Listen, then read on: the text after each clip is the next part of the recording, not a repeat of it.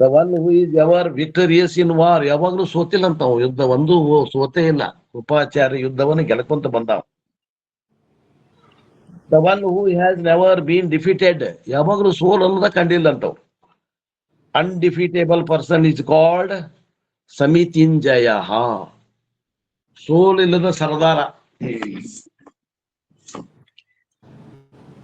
ಸಮಿತಿ ಅಂದ್ರ ಯುದ್ಧ, ಜಯ ಅಂದ್ರ ಜಯಶೀಲಾಮ, ಯುದ್ಧದಲ್ಲಿ ಜಯಶೀಲನಾದಂತವ. One who is never seen a defeat, who is that Kripacharya, ಯಾವಾಗಲೂ ಸೋಲು ಕಂಡೇ ಇಲ್ಲವ Kripacharya. And Ashwatthama who is also a great warrior. Vikarna is another name. You all know Mahabharata story, therefore I do not want to bring the story part here. Ashwatthama, you know. Vikarna, you know. Vikarna is another name of Duryodhana's brother. Vikarna, Duryodhanana ತಮ್ಮನ ಹೆಸರು. Soma Dattiha, another name of a warrior. All these people are powerful warriors on our side. ಇವರೆಲ್ಲ ನಮ್ಮ ಕೌರವರ ಪರವಾಗಿ ಯುದ್ಧ ಮಾಡುವಂತ ಮುಖ್ಯ ಸೇನಾಧಿಪತಿಗಳ ವಿವರವನ್ನ ಕೊಡ್ತಾ ಇದ್ದಾರೆ. And not only these people are there, more are there. He adds the next ಶ್ಲೋಕ also. ಇಷ್ಟ ಜನ ಅಲ್ಲ, ಇನ್ನು ನಮ್ ಕಡೆ ಕೆಲವು ಮಂದಿ ಅದಾರ, ಅವ್ರ ಹೆಸರನ್ನು ಹೇಳ್ತೀನಿ ಅಂತಾನ. 9ನೇ ಶ್ಲೋಕ. ಅನ್ಯೇಚ ಬಹವಃ ಶೂರಾ ಮದರ್ತೆ ತ್ಯಕ್ತ ಜೀವಿತಾ ನಾನಾ ಶಸ್ತ್ರ ಪ್ರಹರಣ ಸರ್ವೇ ಯುದ್ಧ ವಿಶಾರದ. ಬೇರೆಯವರು ಕೂಡ ನನಗೋಸ್ಕರವಾಗಿ, ಮದರ್ಥ ಅಂದ್ರೆ ನನಗೋಸ್ಕರವಾಗಿ, ತ್ಯಕ್ತ ಜೀವಿತಾ ಜೀವನದ ಆಶೆಯನ್ನು ತ್ಯಾಗ ಮಾಡಿರುವಾದ ಬಹವಃ ಅನೇಕರಾದಂತ ಜನರು, ಶೂರವೀರರು, ಶೂರಾಹ ವೀರಾಹ, ನಾನಾ ಶಸ್ತ್ರ ಪ್ರಹರಣ ಅನೇಕ ಪ್ರಕಾರದ ಶಸ್ತ್ರಾಸ್ತ್ರಗಳಿಂದ ಸುಸಜ್ಜಿತರಾದ, ಮತ್ತು ಸರ್ವೇ ಯುದ್ಧ ವಿಶಾರದ ಎಲ್ಲರೂ ಯುದ್ಧದಲ್ಲಿ ನಿಪುಣರು ಆಗಿದ್ದಾರೆ, ಇಂಥವರು ನಮ್ಮಲ್ಲಿ ಅದಾರ ಅಂತ ಹೇಳ.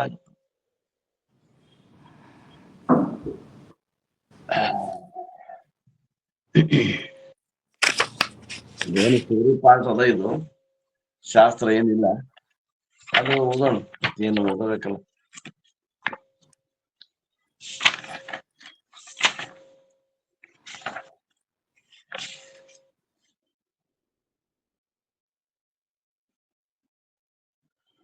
ನನ್ನ ಸಲುವಾಗಿ ಜೀವವನ್ನು ತೊರೆದು ಇವರು ಇತರ ಶೂರರು ಎಂಬ ಮಾತನ್ನು, ದುರ್ಯೋಧನನ ಈ ಮಾತನ್ನು ಮುಂದಾಗುವುದರ ದೈವಿ ಶಕುನವನ್ನು ತೆಗೆದುಕೊಳ್ಳಬಹುದು. ಅವನು ಹೇಳಿದ ಹಾಗೆ ಅವರು ತಮ್ಮ ಜೀವನ ತ್ಯಜಿಸಿದ್ದರೆ ಅವನ ಬಳಿ ಮೃತ ಸೈನ್ಯವಿದ್ದಂತಾಯಿತು.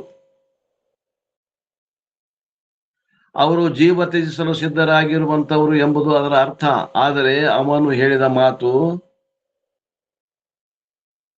ದೈವದ ಮುಂದಾಗುವುದನ್ನು ಸೂಚಿಸುವ ಕೆಲವು ಮಾತುಗಳೇನು ಒಂದು ಉದಾಹರಣೆಯಾಗಿದೆ ಅಂತಾರೆ. ಇಂಥ ಕೆಲ ಮಾತುಗಳನ್ನು ಉದ್ದೇಶಪೂರ್ವಕವಾಗಿ ಆಡಿರುವುದಿಲ್ಲ. ಆ ಮಾತುಗಳನ್ನು ಆಡಿಸಿದವನ ಮನಸ್ಸಿನಲ್ಲಿರುವ ಅರ್ಥವೇ ಒಂದಾಗಿದ್ದರೆ ಸ್ವತಃ ಅವನು ಮಾತುಗಳನ್ನು ಆಡಿದ ಅರ್ಥವು ಬೇರೆ ಏನೋ ಇರುತ್ತದೆ. ನೋಡ್ರಿ, ಮುಂದಾಗೋದು ಒಂದು ಸೂಚನೆ ಏನೋ ಅವನ ಬಾಯಾಗ ಹಿಂಗ ಮಾತು ನುಡ್ಸಾಕತೈತಿ ಅಂತಾರ ಅಪ್ಪವ್ರು. ಏನ್ ಹೇಳಿದಮ್ಮ ಅಂತಂದ್ರ, ನನ್ನ ಸಲುವಾಗಿ ಜೀವನವನ್ನ ತೊರೆದು ಬಂದಂತ ಶೂರರು ಇವರು ಅಂತ. ಅಂದ್ರೆ ಜೀವನವನ್ನ ತೊರೆದಾರಂದ್ರೆ ಈಗ ಅವರು ಮೃತರಾಗ್ಯಾರೋ ಏನು ಜೀವಂತ ಅದಾರೋ?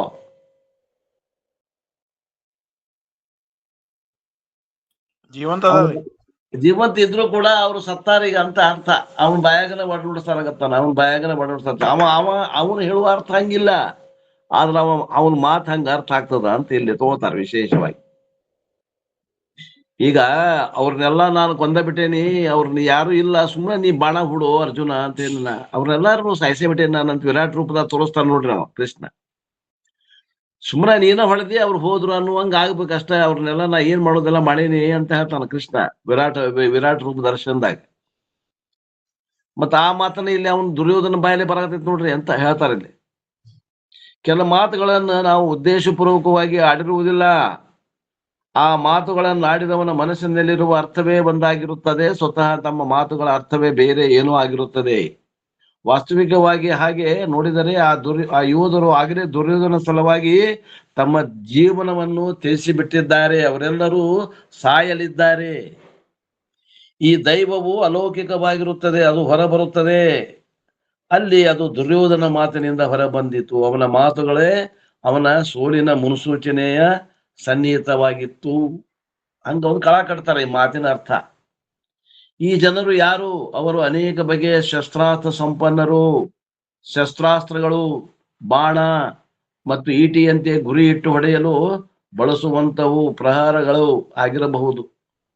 ಪ್ರಹಾರಗಳು ಅಂದ್ರೆ ಗುರಿ ಇಟ್ಟು ಹೊಡೆಯಲು ಯೋಗ್ಯವಾದಂತ ಅಸ್ತ್ರಗಳು, ಅಥವಾ ಶಸ್ತ್ರಗಳು ಅಂದರೆ ಖಡ್ಗ ಮತ್ತು ದಂಡದಂತೆ ಕೈಯಲ್ಲಿ ಹಿಡಿದುಕೊಂಡಿರುವಂತ ಒಳಗ್ ಶಸ್ತ್ರ ಅಂತಾರ್ರಿ. ಗುರಿ ಇಟ್ಟು ಹೊಡೆಯುವಂತವಕ್ಕ ಪ್ರಹರಣಗಳು ಅಂತಾರ. ಅಸ್ತ್ರ ಶಸ್ತ್ರ ಅಂತಾರ ನೋಡ್ರಿ. ಅಸ್ತ್ರ ಬೇರೆ, ಶಸ್ತ್ರ ಬೇರೆ ಅಂತ. ಗುರಿ ಇಟ್ಟು ಹೊಡೆಯುವಂತಾವು ಚೂಪ ಆಯುಧಗಳು ಇದ್ವಂದ್ರೆ ಅವಕ್ಕ ಅಸ್ತ್ರಗಳು ಅಂತಾರೆ. ಈ ಖಡ್ಗ ಕೈಯಲ್ಲೇ ಹಿಂಗ ಹಿಡ್ಕೊಂಡು ಹೊಡೆಯುವಂತಾವು ಏನದಾವ ಇವಕ್ಕ ಶಸ್ತ್ರ ಅಂತಾರ. ಅವರು ಶಸ್ತ್ರಾಸ್ತ್ರ ಸಹಿತವಾಗಿ ಅಷ್ಟೇ ಬಂದಿಲ್ಲ, ಅವರು ಅವುಗಳ ಪ್ರಯೋಗದಲ್ಲಿ ಪರಿಣಿತರಾಗಿದ್ದಾರೆ. ಅವರಿಗೆ ಶಸ್ತ್ರಾಸ್ತ್ರ ಮತ್ತು ಯುದ್ಧದ ತಂತ್ರದಲ್ಲಿ ಸಂಪೂರ್ಣ ಜ್ಞಾನವಿದೆ. ಅವರಲ್ಲಿ ಕೆಲವರು ಯಾವುದಾದ್ರೂ ಒಂದು ವಿಶಿಷ್ಟ ಸೈನಿಕರಿಗಿಂತ ಹೆಚ್ಚಿನವರಲ್ಲಿ ಪರಿಣಿತಿ ಉಳ್ಳವರಾಗಿದ್ದಾರೆ. ಇನ್ನು ಮುಂದಿನ ಶ್ಲೋಕದಲ್ಲಿ ದುರ್ಯೋಧನ ಎರಡೂ ಸೇನೆಗಳ ಸಮಗ್ರ ಬಲದ ಅಂದಾಜು ಕಟ್ಟುತ್ತಾನೆ ಮತ್ತು ದ್ರೋಣರಲ್ಲಿ ಉತ್ಸಾಹ ತುಂಬುವ ತನ್ನ ಯತ್ನವನ್ನು ಮುಂದುವರಿಸುತ್ತಾನೆ.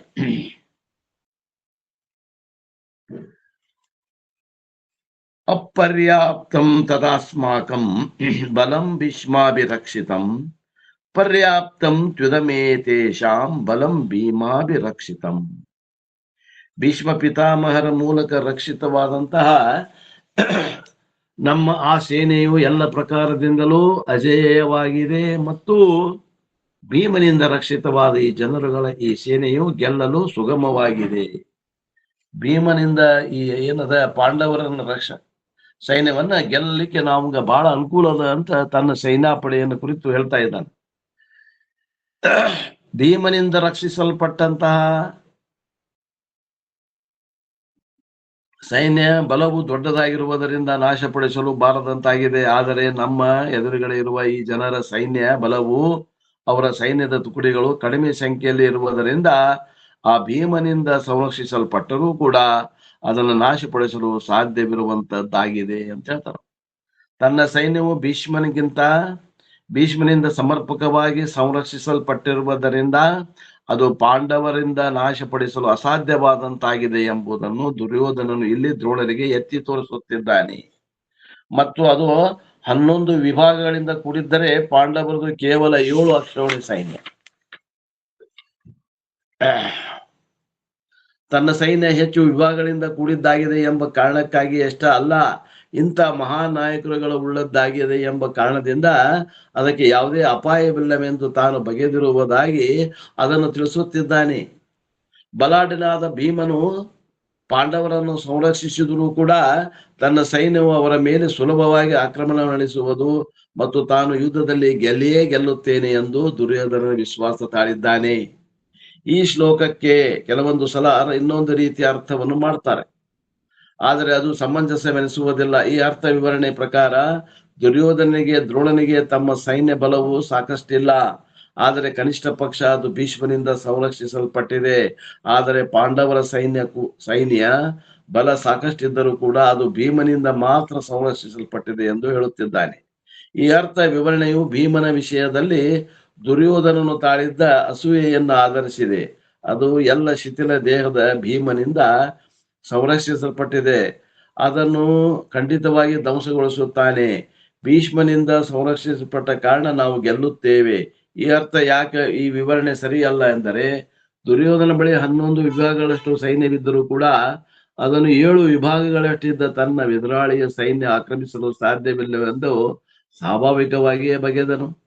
ಸಂಖ್ಯಾಬಲ ನೋಡಿದರೆ ಪಾಂಡವರು ತನ್ನ ಸೈನ್ಯವನ್ನು ಮುತ್ತಿಗೆ ಹಾಕಲು ಸಾಧ್ಯವಾಗುವ ಮಾರ್ಗವೇ ಇಲ್ಲವೆಂದು ಅವನು ನಿರ್ಧರಿಸಿದ್ದ. ಇದು ತನಗೆ ಸುಲಭದ ಜಯವಾಗುವುದು.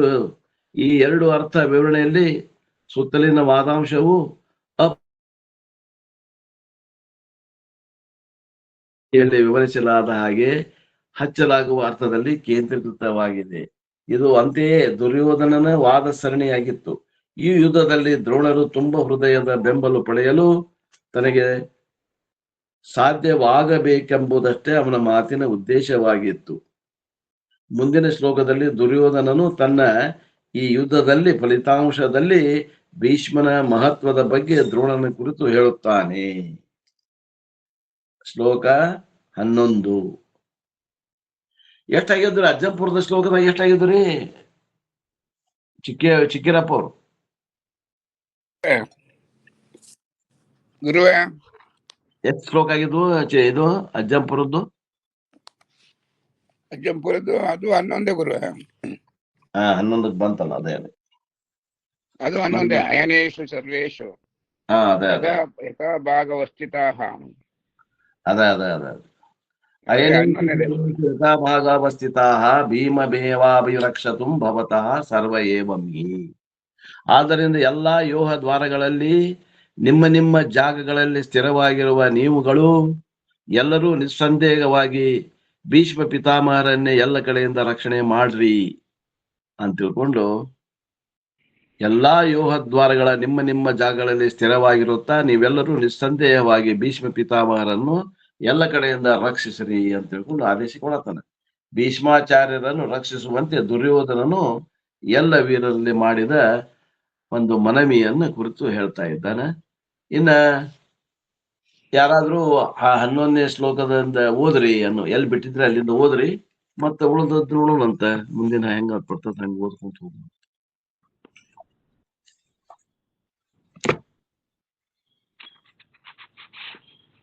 ಯಾರಾದ್ರೂ ಅಜ್ಜಂಪುರದ್ದು ಓದ್ರಿ. ಓದ್ತೀನಿ ಗುರುಗಳೇ, ಓದ್ತೀನಿ ಗುರುಗಳೇ. ಬೇರೆಯವ್ರು ಕೊಡ್ರಿ, ನೀವು ತ್ರಾಸ ಆಗ್ತಿದ್ರೆ. ಚಿಕ್ಕಿರಪ್ಪ ಅವ್ರ ಬೇರೆಯವ್ರು ಯಾರು ಓದ್ತಾರ ಬಿಡ್ರಿ. ಆಯ್ತು ಗುರು, ಓದ್ರಿ. ಯಾರಾದ್ರೂ ಓದಿ ಸಂತೋಷ ಗುರುಗಳೇ. ಯಾರಾದ್ರೂ ಓದ್ರಿ. ವಯಸ್ಸಾಗ್ಯದವ್ರಿ, ಬಾಳ ವಯಸ್ಸಾಗ್ಯಾವ, 82 ವಯಸ್ಸವ ಚಿಕ್ಕಿರಪ್ಪ ಅವ್ರಿಗೆ.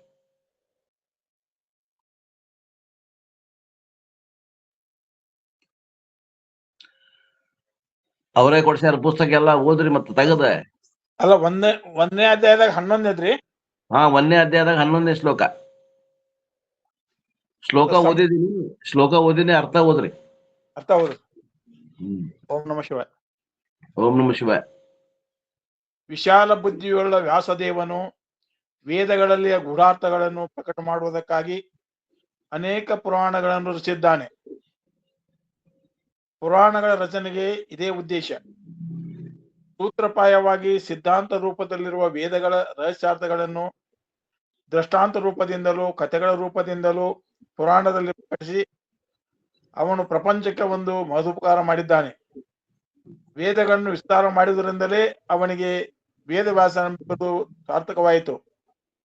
ವ್ಯಾಸನೆಂದರೆ ವಿಸ್ತಾರವೆಂದರ್ಥ. ಈ ಪದ್ಧತಿಗೆ ಶಾಸ್ತ್ರದಲ್ಲಿ ಸಮಾಸ ವ್ಯಾಸ ಪದ್ಧತಿ ಅನ್ನುತ್ತಾರೆ. ಇತಿಹಾಸದೊಂದಿಗೆ ಅದನ್ನು ಅನುಸರಿಸಿಯೇ ಆಧ್ಯಾತ್ಮಿಕ ಅರ್ಥಗಳನ್ನು ಸಂಬಂಧಪಡಿಸಿ ತೋರಿಸುವುದು ವ್ಯಾಸದೇವನ ರಚನೆಯಲ್ಲಿರುವ ವೈಶಿಷ್ಟ್ಯ. ವ್ಯಾಸದೇವನ ರಚನೆಯಲ್ಲಿ ಮುಂದೆ ಕತೆ, ಹಿಂದೆ ತತ್ವಾರ್ಥ ಇದು ಸರ್ವತ್ರವೂ ಕಂಡುಬರುತ್ತದೆ. ಕಥೆಗಳು ಹಳೆಯವೇ ಆಗಿದ್ದರೂ ಅವುಗಳ ಮರೆಯಲ್ಲಿ ಸರ್ವಕಾಲಕ್ಕೆ ಸಂಬಂಧಪಟ್ಟ ಧರ್ಮಗಳು ಬೋಧಿಸಲ್ಪಡುತ್ತವೆ. ವ್ಯಾಸದೇವನ ರಚನೆಗಳಲ್ಲಿ ಕಂಡುಬರುವ ಕಥೆಗಳು ಪ್ರತ್ಯಕ್ಷವಾಗಿ ಅಲ್ಲದಿದ್ದರೂ ಪರೋಕ್ಷವಾಗಿ ನಮ್ಮ ನಿಮ್ಮ ಕಥೆಗಳೇ ಆಗಿವೆ. ಭಾರತದಲ್ಲಿ ಕಂಡುಬರುವ ಕೌರವ ಪಾಂಡವರು ಆಸುರಿ ದೈವಿ ಸಂಪತ್ತುಗಳಿಗೆ ಪ್ರತೀಕಗಳು. ರಾಮಾಯಣದಲ್ಲಿ ಕಂಡುಬರುವ ರಾಮ ರಾವಣರ ಯುದ್ಧವು ಇಂತಹದ್ದೇ. ಭಾಗವತ ಪುರಾಣವೂ ಸಹ ಹೆಜ್ಜೆ ಹೆಜ್ಜೆಗೂ ಅಂತರಾರ್ಥಗಳಿಂದ ತುಂಬಿಕೊಂಡಿದೆ. ಭಗವದ್ಗೀತೆಯೂ ಸಹ ಇದೇ ಪದ್ಧತಿಯನ್ನು ಅನುಸರಿಸಿದೆ ಎಂದು ಭಗವದ್ಗೀತೆಗೆ ಅರ್ಥವನ್ನು ಬರೆದ ವ್ಯಾಖ್ಯಾನಕಾರರು ಸೂಚಿಸುತ್ತಾರೆ. ಭಗವದ್ಗೀತೆಯಲ್ಲಿ ಕಂಡುಬರುವ ಭೀಷ್ಮ ಎಂಬ ಪದಕ್ಕೆ ಅಂತರಾರ್ಥ ರೀತಿಯ 2 ಅರ್ಥಗಳು. ಒಂದನೆಯದು, ಭೀಷ್ಮನು ಆಜನ್ಮ ಬ್ರಹ್ಮಚಾರಿ ಎಂದು ಹೇಳಿರುವುದರಿಂದ ಬ್ರಹ್ಮಚರ್ಯಕ್ಕೆ ಪ್ರತೀಕವೆಂದು ತಿಳಿಯಬೇಕು. ಬ್ರಹ್ಮಚರ್ಯವು ಆಶ್ರಮಗಳಿಗೆಲ್ಲ ಅಸ್ತಿವಾರ, ಸಾಧನೆಗಳಿಗೆಲ್ಲ ಮೂಲಾಧಾರ. ಭಗವದ್ಗೀತೆಯಲ್ಲಿ ಯೋಗ ಸಾಧಕನನ್ನು ಕುರಿತು ವರ್ಣಿಸುತ್ತಾ ಬ್ರಹ್ಮಚಾರಿ ವ್ರತೇ ಸ್ಥಿತಃ ಎಂದು 6ನೇ ಅಧ್ಯಾಯದಲ್ಲಿ ಹೇಳಿದೆ. ಬ್ರಹ್ಮಚರ್ಯವು ಬಿದ್ದು ಹೋದರೆ ಸಾಧನಗಳೆಲ್ಲ ಬಿದ್ದು ಹೋದಂತೆ. ಆದುದರಿಂದ ದುರ್ಯೋಧನನು ಭೀಷ್ಮನನ್ನು ಭದ್ರವಾಗಿ ಕಾಪಾಡಿಕೊಳ್ಳಿರೆಂದು ತನ್ನ ಸೇನೆಯನ್ನು ಎಚ್ಚರಿಸಿದ್ದಾನೆ. ಭೀಷ್ಮನು ಬಿದ್ದು ಹೋದರೆ ಸರ್ವವೂ ಬಿದ್ದು ಹೋದಂತೆ ಎಂಬುದೇ ಅವನ ಅಭಿಪ್ರಾಯ. ಎರಡನೇದು, ಭೀಷ್ಮನು ಅಹಂಕಾರಕ್ಕೆ ಪ್ರತೀಕ.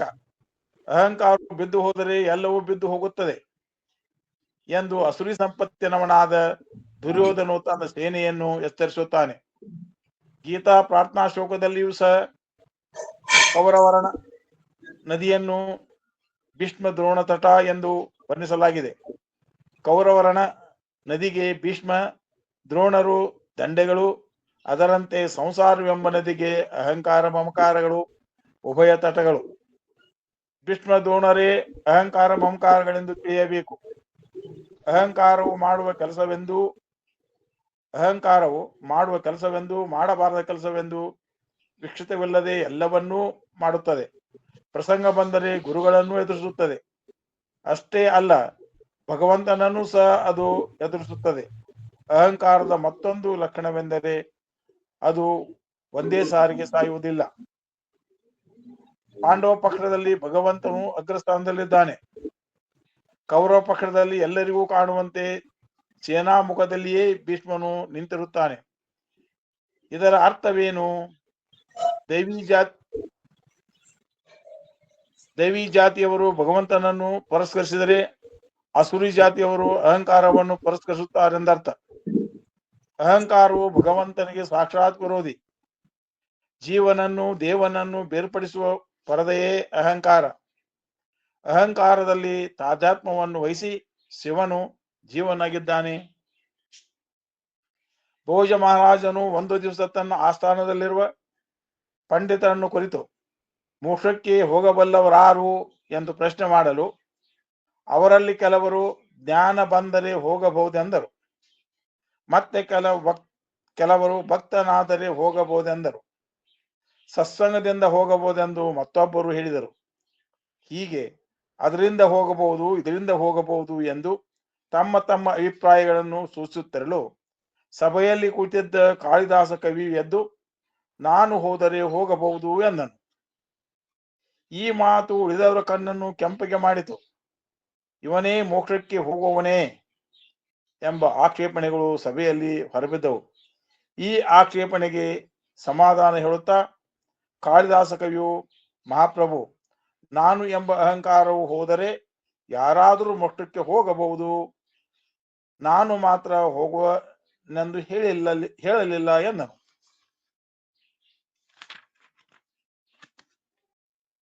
ಅಹಂಕಾರವೇ ಅಸುರ ಸಂಪತ್ತಿಗೆ ಅಗ್ರಗಾಮಿ. ಅದು ಬಿದ್ದು ಹೋದರೆ ಎಲ್ಲವೂ ಬಿದ್ದು ಹೋದಂತೆ. ಆದುದರಿಂದ ದುರ್ಯೋಧನನು ದ್ರೋಣಾಚಾರ್ಯರನ್ನು ಕುರಿತು ಮುಖ್ಯವಾಗಿ ಭೀಷ್ಮನನ್ನು ನೀವೆಲ್ಲರೂ ಕಾಪಾಡಿರಿ ಎಂದು ಎಚ್ಚರಿಸಿದನು. ಭೀಷ್ಮನೆಂದರೆ ಇಚ್ಛಾಮರಣಿ. ಮೃತ್ಯು ಬಾ ಎಂದರೆ ಬರಬೇಕು, ಹೋಗು ಎಂದರೆ ಹೋಗಬೇಕು. ಇಂಥವನನ್ನು ಮತ್ತೊಬ್ಬರು ಕಾಪಾಡಬೇಕೆಂದರೆ ಅರ್ಥವೇನು? ಹೀಗಿದ್ದರೂ ದುರ್ಯೋಧನು ಭೀಷ್ಮನನ್ನು ಕಾಪಾಡಿರಿ ಎಂಬುದು ಅವನ ವ್ಯಗ್ರಚಿತ್ತವನ್ನು ಸೂಚಿಸುತ್ತದೆ. ಇಲ್ಲಿಯವರೆಗೆ ದುರ್ಯೋಧನು ಅನೇಕ ವಿಧವಾಗಿ ಮಾತನಾಡಿಸಿದರು. ದ್ರೋಣಾಚಾರ್ಯರು ಮಾತನಾಡದೆ ಸುಮ್ಮನೆ ಇದ್ದು ಬಿಟ್ಟರು. ಹೀಗೆ ಇದ್ದರೆ ಆ ಪಾಪಿಯು ಯುದ್ಧಕ್ಕೆ ಮೊದಲೇ ಸತ್ತು ಹೋಗುವನೆಂದು ತಿಳಿದು ಅವನಿಗೆ ತಾತ್ಕಾಲಿಕ ಹರ್ಷ ಉಂಟು ಮಾಡುವುದಕ್ಕಾಗಿ ಭೀಷ್ಮನು ಶಂಖನಾದವನ್ನು ಮಾಡುತ್ತಾನೆಂದು ಮುಂದಿನ ಶ್ಲೋಕದಲ್ಲಿ ಹೇಳಿದೆ. ತಸ್ಯ ಸಂಜಯಾನ್ ಹರ್ಷಂ ಕುರು ವೃದ್ಧಃ ಪಿತಾಮಹ ಶಿವನಾದಂ ವಿನದ್ಯೋಚೈ ಶಂಕಂ ತದಬ್ನು ಪುತ್ರ ಪ್ರತಾಪವಾನ್. ಕುರುವೃದ್ಧ, ಕುರು ವಂಶದಲ್ಲಿ ವಯೋವೃದ್ಧರು ಜ್ಞಾನವೃದ್ಧರು ಆದ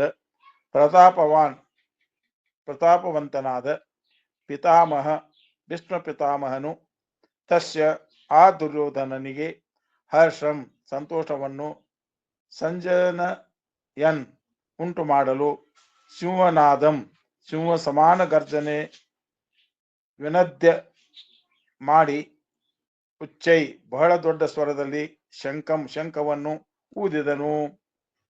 ಭೀಷ್ಮನು ತನ್ನ ಜ್ಞಾನದ ಅನುಭವವುಳ್ಳ ಮತ್ತು ದೂರದವರೆಗೆ ನೋಡುವ ಸಾಮರ್ಥ್ಯವುಳ್ಳ ಕಣ್ಣುಗಳಿಂದ ದುರ್ಯೋಧನ ಹೃದಯವನ್ನು ಅರಿತುಕೊಂಡನು. ವಿವೇಕಗಳ ದೃಷ್ಟಿಯು ಸಂಕುಚಿತವಾಗಿರದೆ ವಿಶಾಲವಾಗಿರುತ್ತದೆ. ಭೀಷ್ಮನು ಧರ್ಮಕ್ಕೆ ಜಯ, ಅಧರ್ಮಕ್ಕೆ ಅಲ್ಲ ಎಂಬುದನ್ನು ಚೆನ್ನಾಗಿ ತಿಳಿದಿದ್ದೆನು. ಆದರೂ ಅವನ ದೇಹವು ರಾಜ ದುರ್ಯೋಧನ ಅನ್ನದಿಂದ ಬೆಳೆದಿತ್ತು. ಸಂಕಟದ ಸಮಯದಲ್ಲಿ ಅನ್ನದಾತನನ್ನು ತ್ಯಜಿಸುವುದೆಂದರೆ ಅದು ಭೀಷ್ಮನ ದೃಷ್ಟಿಯಲ್ಲಿ ಕರ್ತವ್ಯ ಭ್ರಷ್ಟತೆಯಾಗಿತ್ತು. ಸ್ವಧರ್ಮ ಆಚರಣೆಯನ್ನು ಆಚರಿಸುವುದಕ್ಕೆ ಮಾನವನಿಗೆ ಮನುಷ್ಯ ಜನ್ಮವು ದೊರೆತಿದೆ. ಕರ್ತವ್ಯದ ದೃಢವಾದ ಬಂಧನದಲ್ಲಿ ಸಿಕ್ಕ ಮನುಷ್ಯನು ಅನೇಕ ಸಾರಿ ಅಪ್ರಿಯ ಕರ್ಮಗಳನ್ನು ಮಾಡಬೇಕಾಗುತ್ತದೆ.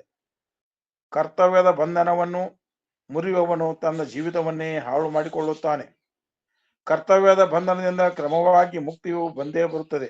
ಆದುದರಿಂದ ಮನುಷ್ಯನು ಅದು ಪ್ರಿಯವಾಗಿರಲಿ ಅಪ್ರಿಯವಾಗಿರಲಿ ಕರ್ತವ್ಯದ ಮೇಲೆಯೇ ಹೆಚ್ಚು ಆಸಕ್ತಿ ವಹಿಸಬೇಕು. ಹಾಗಾದರೆ ಭೀಷ್ಮ ಪಿತಾಮಹನ ಕರ್ತವ್ಯವೇನು? ಅಪ್ರಿಯವಾದರೂ ಯಾವ ಕರ್ತವ್ಯವನ್ನು ಆತ ನಿರ್ವಹಿಸಬೇಕಾಗಿದೆ? ಅಂದರೆ ಸತ್ಯವತಿಯ ಸಂತಾನವನ್ನು ಹಾಗೂ ಆ ವಂಶವನ್ನು ರಕ್ಷಿಸುವ ಪ್ರತಿಜ್ಞೆ ಮಾಡಿದ್ದನು. ಆ ಪ್ರತಿಜ್ಞೆಯನ್ನು ನೆರವೇರಿಸುವುದಕ್ಕಾಗಿ ಭೀಷ್ಮನು ಕೌರವರ ಪಕ್ಷವನ್ನು ಬಿಡಲಾರದೇ ಹೋದನು. ಇದನ್ನು ಸೂಚಿಸುವುದಕ್ಕಾಗಿಯೂ ದುರ್ಯೋಧನನ ಮನಸ್ಸಿಗೆ ಹರ್ಷವನ್ನುಂಟು ಮಾಡುವುದಕ್ಕಾಗಿಯೂ ಮತ್ತು ಸೇನಾಪತಿಯ ಸ್ಥಾನದಲ್ಲಿದ್ದು ಯುದ್ಧವನ್ನು ಆರಂಭಿಸುವುದಕ್ಕಾಗಿಯೂ ಅವನು ತನ್ನ ಶಂಖವನ್ನು ಊದಿದನು. ಆಳವಾಗಿ ನೋಡಿದರೆ ಭೀಷ್ಮ ಪಿತಾಮಹ ಮತ್ತು ದ್ರೋಣಾಚಾರ್ಯ ಇವರುಗಳ ಮನಸ್ಸು ದುರ್ಯೋಧನನ ಮನಸ್ಸಿಗೆ ವಿರೋಧವಾಗಿದ್ದರೂ ಅವರು ರಾಜ ಶಾಸನಕ್ಕೆ ಒಳಪಟ್ಟು ರಾಜಾಜ್ಞೆಯನ್ನು ಪಾಲಿಸುವುದೇ ತಮ್ಮ ಕರ್ತವ್ಯವೆಂದು ಭಾವಿಸಿದ್ದರು. ಸೇನಾಪತಿಯ ಸ್ಥಾನದಲ್ಲಿದ್ದರೂ ಹಿಂದು ಮುಂದೆ ನೋಡದೆ ತಮ್ಮ ಕರ್ತವ್ಯವನ್ನು ಪಾಲಿಸಲು ಸಿದ್ಧರಾದರು. ಪ್ರತ್ಯೇಕ ಪರಿಸ್ಥಿತಿಯಲ್ಲಿಯೂ ಸಹ ಕರ್ತವ್ಯ ಪಾಲನೆಯ ದೃಢತೆಯು ಜ್ಞಾನ ಮತ್ತು ಬ್ರಹ್ಮನಿಷ್ಠೆಯ ಚಿಹ್ನೆ ಎಂದು ತಿಳಿಯಬೇಕು. ಮನುಷ್ಯನು ತನ್ನ ಕರ್ತವ್ಯವನ್ನು ಪಾಲನೆ ಮಾಡುವಾಗ ಮನೆಯಲ್ಲಿಯೇ ಆಗಲಿ, ಸಮಾಜದಲ್ಲಿಯೇ ಆಗಲಿ ಮತ್ತು ರಾಜ್ಯದಲ್ಲಿಯೇ ಆಗಲಿ ತನಗೆ ಅಭಿರುಚಿ ಇಲ್ಲದ ಕರ್ಮವನ್ನು ಮಾಡಲೇಬೇಕಾಗುತ್ತದೆ. ಸ್ವಧರ್ಮಕ್ಕಾಗಿ ಕಠಿಣವಾದ ಮತ್ತು ಅಪ್ರಿಯವಾದ ಕರ್ಮಗಳನ್ನು ಮಾಡುತ್ತಿದ್ದರೂ ನಿರ್ವಿಕಾರನಾಗಿಯೂ ಹಸನ್ಮುಖಿಯಾಗಿಯೂ ಇರುವ ಮನುಷ್ಯನೇ ಬ್ರಹ್ಮಜ್ಞಾನಿ ಎನಿಸಿಕೊಳ್ಳುತ್ತಾನೆ. ಅವನೇ ಶ್ರೇಷ್ಠ ಫಲವನ್ನು ಪಡೆಯಬಲ್ಲರು. ಸಂಬಂಧ. ಮುಂದಿನ ಶ್ಲೋಕದಲ್ಲಿ ಭೀಷ್ಮ ಪಿತಾಮಹನು ಶಂಖವನ್ನು ಊದಿದ್ದರಿಂದ ಕೌರವ ಸೇನೆಯಲ್ಲಿ ಉಂಟಾದ ಪರಿಣಾಮವು ಪ್ರತಿಪಾದಿಸಲ್ಪಡುತ್ತದೆ. ತತಃ ಶಂಕಾಶ್ಚ ಬೇರ್ಯಚ್ಚ ಪಣವಾನಾ ಖಗೋ ಮುಖಃ ಸಹ ಸೈವಾಭ್ಯ ಹನ್ಯತನ್ ಸ ಶಬ್ದಸ್ತು ಮೂಲೋ ಭವತ್. ತತಃ ನಂತರ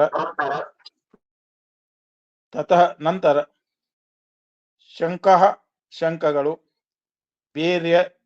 ಬೇರಿಗಳು ಚ ಮತ್ತು ಪಣವಾನಕ, ಗೋಮುಖ, ಡೋಲು, ಮೃದಂಗ, ನೃಸಿಂಹಾದಿಗಳು ಸಹಸಾ ಏವ ಒಂದೇ ಸಾರಿಗೆ ಅಭ್ಯಹನ್ಯತ ಮೊಳಗಿದವು. ಚ ಮತ್ತು ಸ ಶಬ್ದವು ಆ ಶಬ್ದವು ತುಂಬಲ ಬಹಳ ಭಯಂಕರವಾಗಿ ಅಭವತ್ ಮೊಳಗಿದವು. ಕುರುವೃದ್ಧನು ಗುರುಗಳು ಸಾಕ್ಬಿಡ್ರಿ, ನೀವು ಒಬ್ಬರ ಯಾಕೆ ಕೂತ್ರಿ, ಮತ್ತೊಬ್ರಿಗೆ ಅವಕಾಶ ಕೊಡ್ರಿ.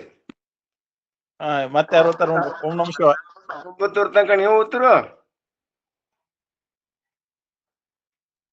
ಮತ್ತು ಯಾಕಂದ್ರೆ ಕನ್ನಡ ಐತಲ್ಲ, ಮತ್ತ ಅದು ಚಿಕ್ಕರಪ್ಪ ಸರ್ ಎಲ್ಲಾರ್ಗು ಬುಕ್ ಕೊಡಿಸಿದಾರ. ಎಲ್ಲಾರು ಸ್ವಲ್ಪ ಓದ್ಲಿ, ಒಂದೊಂದು ಶ್ಲೋಕ, ಒಂದು ಶ್ಲೋಕ ಓದ್ಬೇಕ್ರಿ.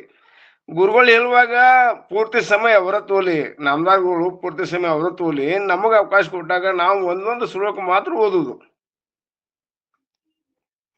ಮತ್ತೆ ಯಾರು ಓದ್ತೀರಿ ನೋಡ್ರಿ ಗುರುಗಳೇ. ಪುಸ್ತಕ ಎಲ್ಲಾರು 25 ಪುಸ್ತಕ ಸೆಟ್ ಮುಟ್ಟದ ನಿಮಗ ಓದ್ರಿ.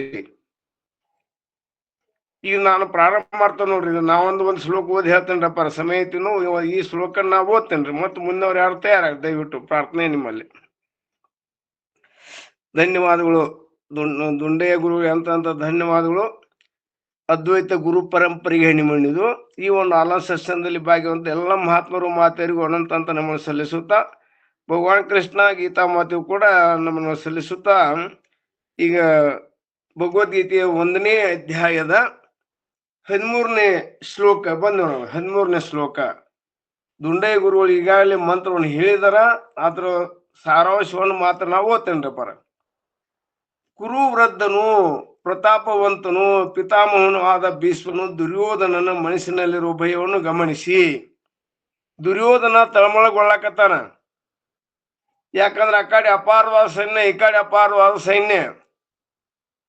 ಆಮೇಲೆ ಪಾಂಡವರು ಶಂಖನಾದ ಮಾಡಿದ್ರು, ದುರ್ಯೋಧನ ಇವರೆಲ್ಲರೂ ಶಂಖನಾದ ಮಾಡಿದ್ರು. ಅವಾಗ ಈ ಸೈನ್ಯವನ್ನು ಅಪಾರವಾದ ಸೈನ್ಯವನ್ನ ಯುದ್ಧದಾಗ ಬಂದಾನಂದವಾಗ ದುರ್ಯೋಧನಿಗೆ ಸ್ವಾಭಾವಿಕ ಭಯ ಐತಿ. ಯಾಕ? ಅಧರ್ಮಿ. ದುರ್ಯೋಧನ ಯಾರು? ಅಧರ್ಮಿ. ಧೈರ್ಯ ಇಲ್ಲ ಅವಂಗ. ಧರ್ಮವಂತನಿಗೆ ಎಲ್ಲಿ ವಾರೇನ್ರಿ? ದ್ವೈತ ಭಾವಗಳಂತ ಅವ. ದ್ವೈತ ಎಲ್ಲೈತೆ ಎಲ್ಲಿ ಭಯ ಐತಿ? ಅದಕ್ಕಾಗಿ ಏನಂತಲ್ಲ, ಅವನ ಭಯವನ್ನ ಗಮನಿಸಿದ್ರು.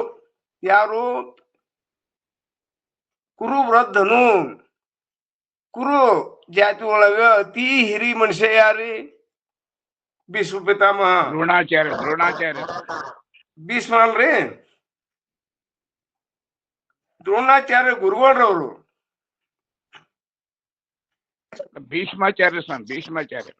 ಭೀಷ್ಮಾಚಾರ್ಯರು ಕುರುವಂಶದೊಳಗೆ ಅತಿ ಮುಖ್ಯ ಹಿರಿ ಮನುಷ್ಯ ಅವ. ಧೃತರಾಷ್ಟ್ರ ನಂತರ ವೀರ ಶೂರೊಳಗೆ ಯಾರಂದ್ರೆ ಭೀಷ್ಮಾಚಾರ್ಯರು ಮಾತ್ರ ಕುರುವೃದ್ಧರು. ಪ್ರತಾಪವಂತನು, ಶೂರವಂತ ಅವ, ಹಿರಿಯವ. ಆಮೇಲೆ ಪಿತಾಮಹನು, ಎಲ್ಲರಿಗೂ ಪಿತಾಮಹ ಅಜ್ಜ. ಭೀಷ್ಮಾಚಾರ್ಯರು ಎಲ್ಲರಿಗೂ ಅಜ್ಜ. ಪಿತಾಮಹನು ಆದ ಭೀಷ್ಮನು ದುರ್ಯೋಧನನ ಮನಸ್ಸಿನಲ್ಲಿರುವ ಭಯವನ್ನು ಗಮನಿಸಿ ಆತನಿಗೆ ಹರ್ಷ ಉಂಟು ಮಾಡುವುದಕ್ಕಾಗಿ ಯುವರಾಜವ. ಅವಾಗ ಯಾಕೆ ಹರ್ಷ ಉಂಟು ಮಾಡ್ಬೇಕಾಯ್ತವ? ಬಹುದಿನಗಳ ಕಾಲ ಅವ ಹಾಕಿದಂತ ಅನ್ನವನ್ನು ಅವನ ಶರೀರ ಉಂಡತ್ರಿ. ಭೀಷ್ಮಾಚಾರ್ಯ ಅವನ ಋಣದಾಗ ಬಿದ್ದಾನ. ಯಾವಾಗ ಅದು ಶರೀರದೊಳಗೆ ಆ ರಕ್ತ ಹರಿತತಿ, ಅಲ್ಲಿ ಶರಣಾಗತ ಭಾವ ಅವಂಗ ಒಂದು ಸಪೋರ್ಟಿಂಗ್ ಭಾವ ಉಳ್ದ ಬಿಡ್ತದ್ರಿ. ಅವಂಗ ಏನಂತಲ್ಲ, ಸಪೋರ್ಟಿಂಗ್ ಅನ್ನಕೇನಿದು ಅವನ ಅನ್ವಯ ಮಾಡುವಂತದ್ದು ಗುಣಧರ್ಮ ಅವನಲ್ಲಿ ಬಂದೈತಿ ಅವನ ರಕ್ತದೊಳಗ. ಯಾಕಂದ್ರ ಅವ ಹಾಕಿದಂತ ಆಹಾರ ಊಟ ಮಾಡಿದಾನಿವ. ಮನಸ್ಸಿನಲ್ಲಿ ಭಯವನ್ನು ಗಮನಿಸಿ ಆತನಿಗೆ ಹರ್ಷ ಉಂಟು ಮಾಡುವುದಕ್ಕಾಗಿ ಹಾಗೆ ಸಿಂಹನಾದವನ್ನು ಗರ್ಜಿಸಿ ಶಂಖವನ್ನು ಊದಿದನು. ಸಿಂಹನಾದ ಮಾಡಿ ಶಂಖವನ್ನು ಊದಿದ. ಯಾಕೆ ಊದಿದ? ದುರ್ಯೋಧನನಿಗೆ ಭಯ ದೂರ ಆಗಲಿ, ಸ್ವಲ್ಪ ಹರ್ಷಣ ಉಂಟು ಆಗಲಿ ಅಂತ ತಿಳ್ಕೊಂಡ ಮನಪೂರ್ವಕವಾಗಿ ಮಾಡಿದ್ದಲ್ಲಿದು ಅನಿವಾರ್ಯ ಪ್ರಸಂಗ. ನಾಯಿ ನಾಯಿ ಸಾಕಿದ ನಾಯಿ ಮಾಲಕ ಬಂಕುಳ್ಳೆ ಬಿಸಿಡ್ ಹಾಕ್ಲಿ ಬಿಡ್ಲಿ ಬಾಲ ಗುಂಡಾಡ್ಸತಿ. ಬಿಸಿಡ್ ಹಾಕಿದಾಗ ಬಾಲ ಗುಂಡಾಡ್ಸತಿ. ಆದ್ರೂ ಕೂಡ ದಿವಸ ಅವನು ಊಟ ಮಾಡಿ ಸ್ವಲ್ಪ ಬಾಲ ಗುಂಡಸ ಹಂಗ ಸ್ಥಿತಿ. ಅದಕ್ಕಾದ್ರೂ ಕೂಡ ಏನ್ ಮಾಡಿದಂದ್ರ ಸಿಂಹನಾದವನ್ನು ಗರ್ಜಿಸಿ ಶಂಖವನ್ನು ಊದಿದನು. ಸೇನಾಧಿಪತಿಯಾದ ಭೀಷ್ಮನನ್ನು ಅನುಸರಿಸಿ ಕೌರವ ಸೇನೆ ಇತರ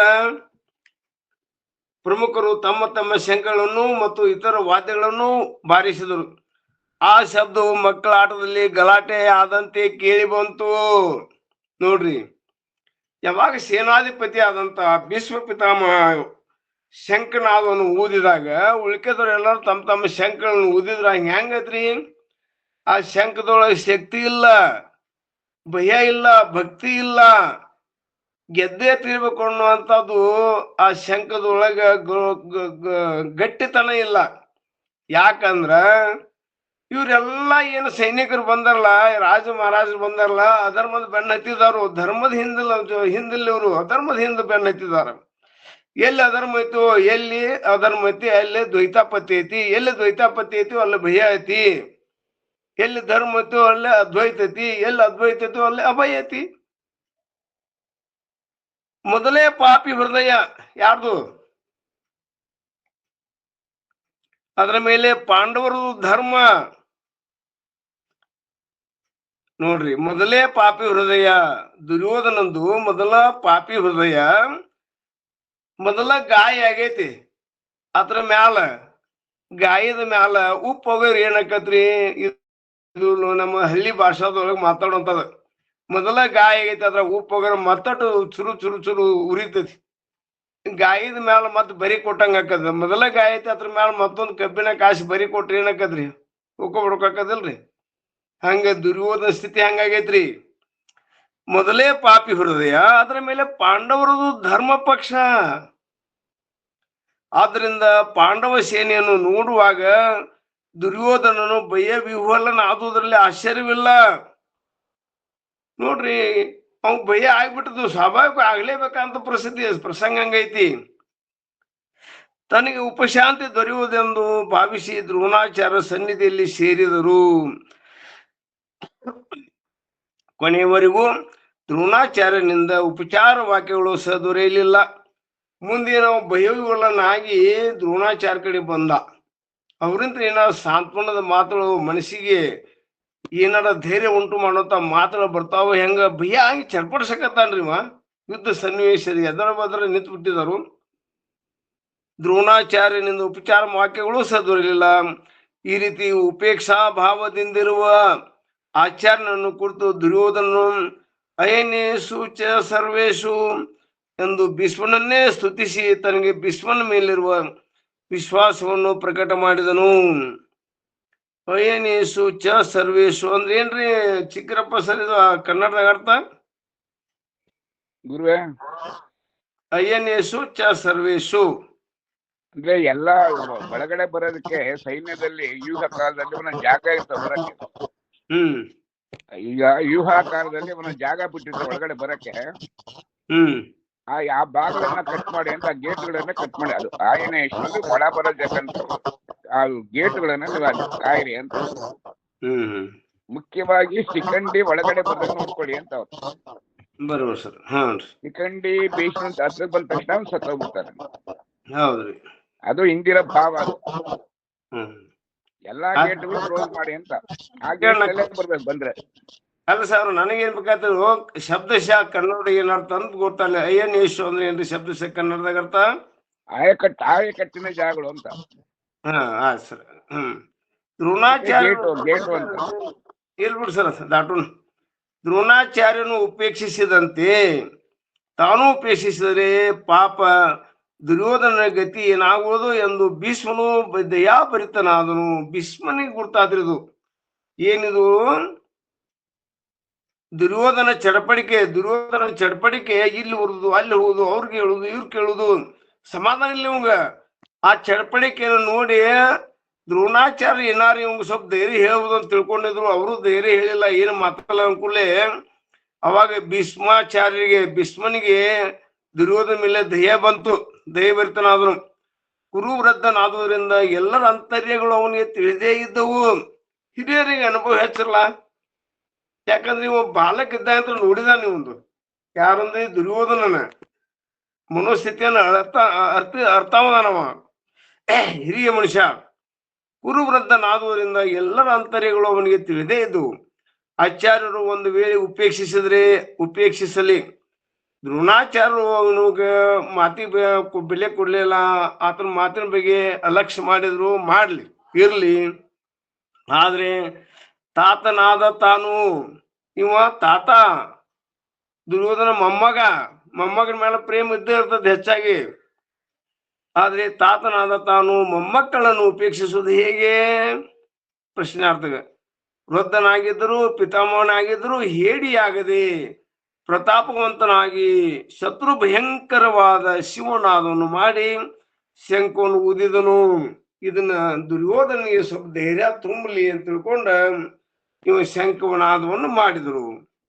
ಅವನು ಶಂಖವನ್ನು ಊದುವುದಕ್ಕೆ ದುರ್ಯೋಧನಿಗೆ ತತ್ಕಾಲ ಹರ್ಷವುಂಟು ಮಾಡುವುದೇ ಉದ್ದೇಶ.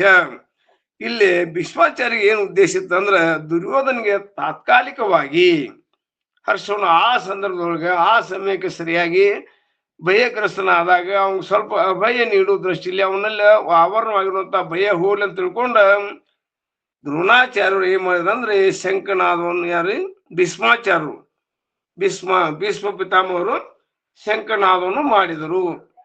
ಅಷ್ಟಲ್ಲದೆ ತಾನು ಪಾಂಡವರನ್ನು ಜಯಿಸುತ್ತೇನೆಂದು ಸೂಚಿಸುವುದಕ್ಕಲ್ಲ.